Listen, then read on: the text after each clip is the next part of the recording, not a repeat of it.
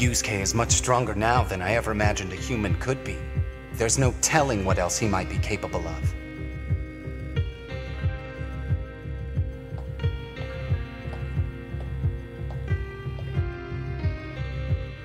The greatest mistake a man can make is to be afraid of making one. Nobody is right all the time. It is in the nature of things that we progress by acting, making mistakes, and correcting course.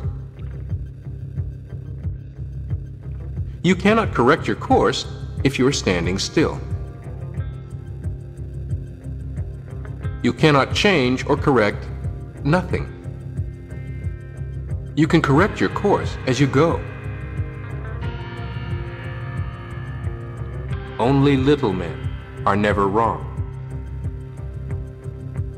Use self-esteem for yourself instead of against yourself by convincing yourself of this truth. Big men and big personalities make mistakes and admit them. It is the little man who is afraid to admit he has been wrong. This, of course, applies equally to women. We must learn to embrace the short-term uncertainties of the game while staying connected to the targets we choose. Being wrong holds untold horrors to the person who tries to conceive himself as perfect. If he were ever wrong, his picture of a perfect, all-powerful self would crumble. Therefore, decision-making becomes a life-or-death matter.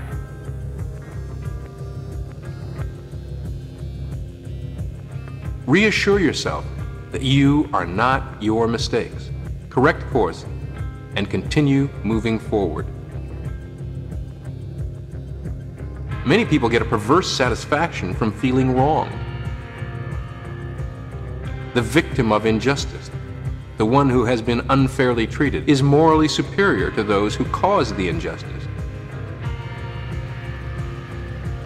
Resentment is a cure that is worse than the disease. It is a deadly poison to the spirit, makes happiness impossible, and uses up tremendous energy that could go into accomplishment. You cannot win because you are attempting to do the impossible. Change the past.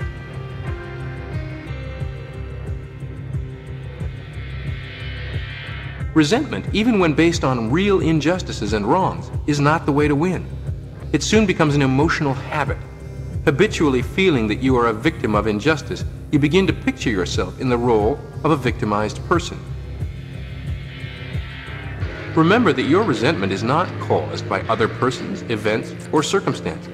It is caused by your own emotional response, your own reaction. If life owes you a living, you become resentful when it isn't forthcoming. You are the creator. You set your goals. No one owes you anything. You go out after your own goals. You become responsible for your own success and happiness. It is fact that by the very act of birth, one person is unjustly set out to begin a hard life in a ghetto filled with street crime, while another, born in a crosstown hospital that same moment, will begin life in a safe suburb.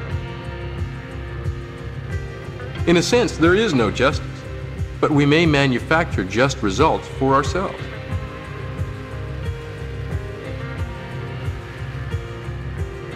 There's no denying injustice.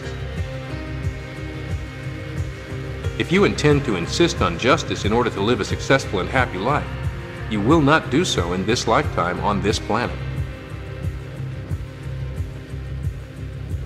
You can enjoy the powers of your automatic success mechanism only if you choose to rise above injustice, small or large. Only the rare individual who manages to cleanse herself of these resentments and recalibrate is able to stay straight.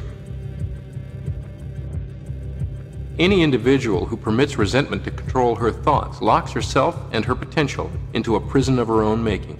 She is her own hanging judge, discompassionate jury, and jailer. Life becomes worthwhile when you have worthwhile goals.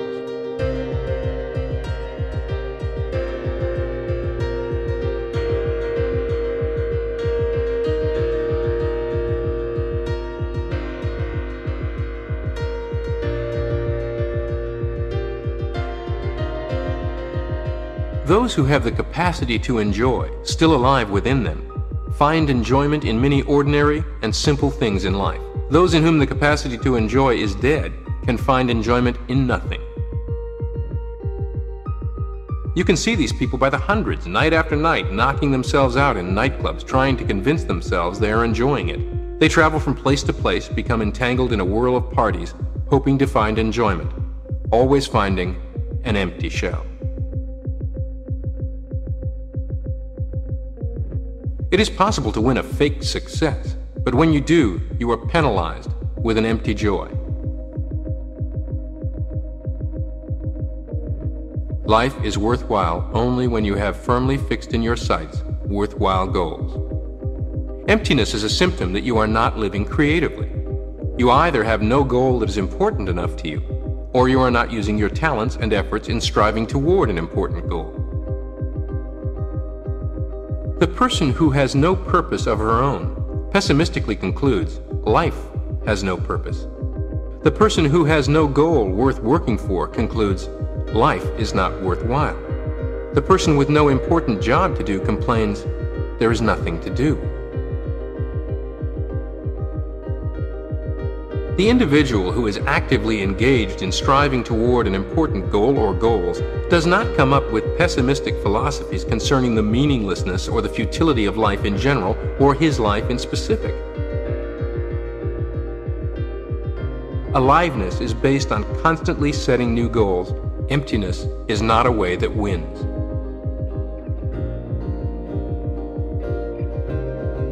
Why bother? Why try? If life is just a treadmill, if we work 8 hours a day so that we can afford a house to sleep in, so that we can sleep 8 hours to become rested for another day's work, why get excited about it? All these intellectual reasons vanish, however, and we experience joy and satisfaction once we get off the treadmill, stop going around and around in circles, and select a goal worth striving for, and go after it.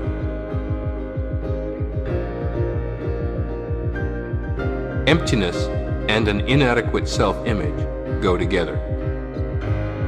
Only striving for goals that are important to you, not as status symbols, but because they are consistent with your own deep inner wants, is healthful. Striving for real success, for your success through creative accomplishment, brings a deep inner satisfaction. Striving for a phony success to please others brings a phony satisfaction.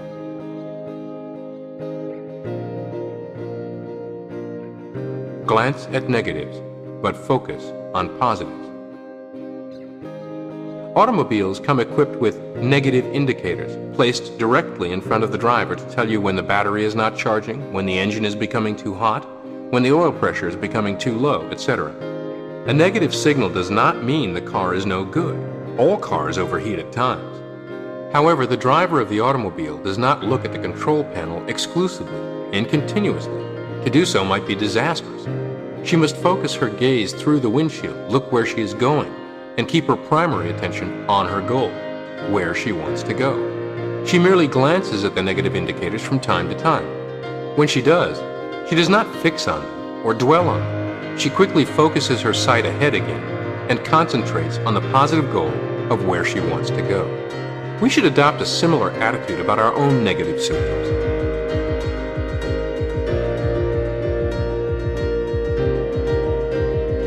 The first step to getting out of a hole is to stop digging.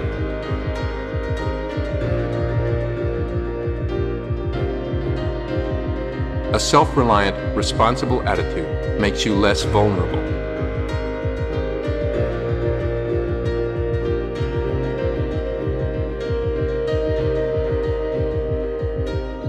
A big, strong person does not feel threatened by a small danger. A weak, little person does.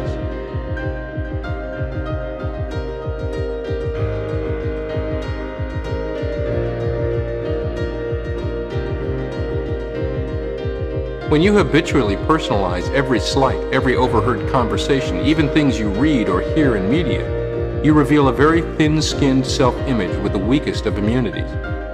Be bigger than such things.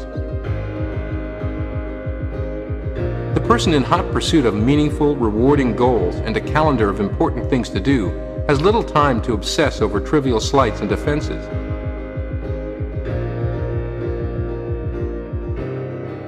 when someone hurts us or rubs us the wrong way. We form emotional or spiritual scars for self-protection. We are very apt to become hardened of heart and to withdraw within a protective emotional shell of one kind or another. In forming scar tissue, it is nature's intention to be helpful. Do not overprotect yourself. No one is ever too old, too jaded, too frightened, or too traumatized to wet the clay and begin remaking it as they imagine and desire. Built-up emotional scars, one atop the other, make the self-image a threatened and vulnerable entity that triggers survival mode behavior, flee or fight, fear or pugnacious aggressiveness, whenever confronted with a situation it senses might harm it, in the same way as the past incidents that left scars.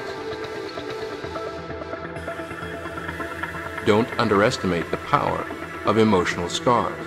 The emotional wall that we build as protection against one person or one situation cuts us off from all other human beings, from many opportunities, even from our real selves. Acceptance of the new by the self-image will automatically remove the old scars.